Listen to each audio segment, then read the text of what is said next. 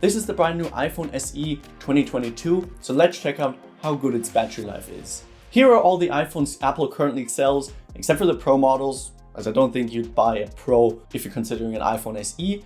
Plus, we have also added the old iPhone SE 2 from 2020. As always, they're on the exact same settings with Wi-Fi, Bluetooth, and location enabled. There's no SIM card in either of them, and I've matched the brightness. So let's jump right in with some YouTube. The iPhone SE 3 is basically just an iPhone SE 2, which was just an iPhone 8, but with a new processor and now 5G. The old iPhone SE's battery life was notoriously bad. I've done multiple battery tests on it, and it really did not perform well at all. Apple claims the battery life is improved on the new iPhone SE, so let's definitely check out if that is true. It has a roughly 10% bigger battery than its predecessor, so I'm definitely interested to see to how much more battery life it translates. But out of the current lineup, it definitely still has the lowest capacity battery, with the largest one being on the iPhone 13. All of these devices are also brand new, so they have a battery health of 100%, except for the old iPhone SE and the iPhone 12, which has 99% and 95% respectively, but we'll make sure to consider that in the final results later on.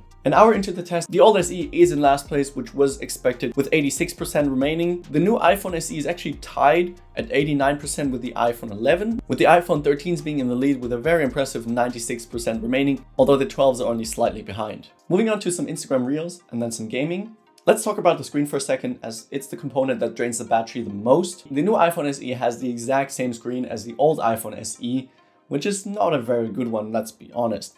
It's very small at 4.7 inches, and it only has a slightly above 720p resolution. Not great. Plus, they're also only LCD. As is the iPhone 11 screen, it has a slightly higher resolution, but it's a much bigger display, so it's actually less sharp than both the SEs. Both the iPhone minis have a 5.4 inch display at 1080p resolution, so that's pretty sharp. Plus, they're OLED now, which is awesome. And the larger iPhone 12 and 13 have a 6.1 inch display, the same size as the iPhone 11, although they have a minor bump in resolution once again, and they're of course also OLED panels. Now, all of these screens are unfortunately still running at 60 Hz, which is a bummer because a high refresh rate makes the device feel so much smoother. Apple calls this Pro Motion, but unfortunately it's reserved to Pro devices only, so you will not get a high refresh rate on any of these displays. But that also means you don't really have a disadvantage when you pick up the brand new iPhone SE, at least in terms of refresh rate. Now, higher refresh rate would definitely come in handy in a game, but also just generally when browsing through the UI, everything feels a lot smoother and more snappy. Now, 2 hours into the test, the iPhone 13 is now in the lead. The iPhone 12s are tied at 81% now, and the new iPhone SE is a percent ahead of the iPhone 11 now, but the old iPhone SE is really struggling with only 62% remaining after only 2 hours into the test. Now let's move on to some web browsing, where it auto refreshes a web page every 30 seconds. With the iPhone SEs, you obviously get a home button with Touch ID, which is nice for some people, but that also means you get these massive bezels on the top and bottom, which means they look pretty ancient. The iPhone 11 is slightly better, but it still has pretty big bezels. On the iPhone 12s, it's much better, but they have a pretty big notch, which is shrunken on the newer models, the iPhone 13 and the 13 mini. Compared to the Android competition, it's still a pretty big notch, but it's definitely an improvement over the iPhone 12 and obviously the iPhone 11, and it looks so much better and much more modern than the iPhone SEs. After half an hour of web browsing, the trend continues, with the iPhone SE having a 2% gap over the iPhone 11 now. This video was sponsored by Surfshark. Surfshark VPN keeps your online identity safe by encrypting all the information sent between your device and the internet. This keeps your personal data protected from big companies or cyber criminals. Surfshark's Clean Web feature also blocks ads, trackers, and malware, which allows you to surf the web safely. Also, a VPN swaps your relocation for a new one by changing your IP address. This way you can virtually travel to any country around the globe, and you can access streaming content from other locations. It's available on literally all platforms, and you can use an unlimited amount of devices on one account. I've personally used it for a while and I'm very happy with it. It's really fast. All you have to do is open the app and click connect, and that's it. You're connected within seconds, and then all of your online activity is protected. You can get up to 83% off a 2-year plan, plus an extra 3 months for free if you use the code Darius or the link in the description. And thanks again to Surfshark for sponsoring this part of the video. Now let's continue with the battery test. Now I wanted to run some benchmarks to test the performance. Now I know this is obviously something you don't do on a regular day-to-day basis, but it's still interesting to see how these devices perform.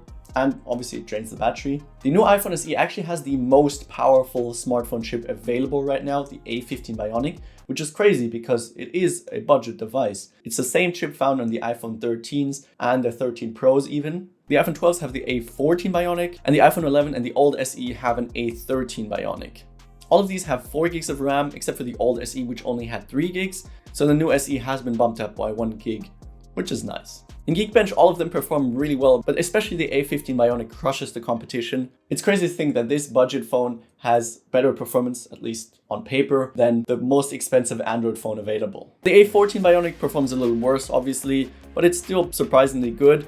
And the A13 Bionic is not performing bad at all, but it's definitely falling behind a little bit. But it shouldn't be an issue in day-to-day tasks. And in the graphics department, it's a similar story. The A15 Bionic is very, very impressive, and the A14 and A13 Bionic are falling behind a little bit, but are still good enough. Then we also ran Antutu, which tests the overall performance in a different way than the other benchmarks. And you can definitely tell in this benchmark round, it was very, very intense. That's because the task was so demanding. It had to dim down the screen to prevent overheating. Now all of them dimmed, but the iPhone 13 lineup stayed the brightest. And the new iPhone SE, which again has the exact same chip as the iPhone 13s, dimmed the screen the most actually, probably because the chip is so powerful, but the body is still so small and compact, so it probably doesn't have very good cooling.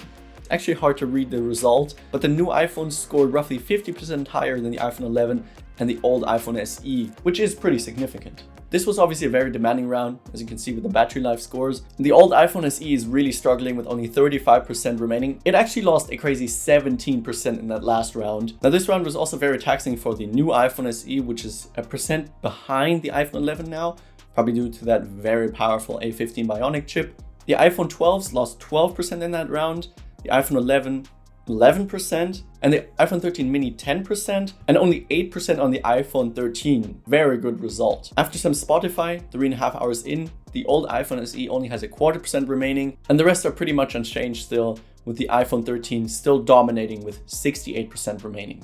Let's move on to some TikTok. And the iPhone SE 2 actually has received a low battery warning already. At 4 hours in, it has only 14% remaining. The new iPhone SE is now back to being tied with the iPhone 11 at 31%. The iPhone 12 is a percent ahead of the 12 mini now, with 51 and 50% remaining, 55% on the 13 mini, and a very impressive 63% on the iPhone 13. As we don't use our phones non-stop during the day, I thought this was a good time to do a standby test. And the results are very interesting. They were in standby for roughly 10 hours, and the old iPhone SE is almost dead. It only has 1% remaining, which means it lost a crazy 13% overnight, which is really bad. The 12 mini lost 10%, and the 11 and the 12 lost 9%, which is still not good.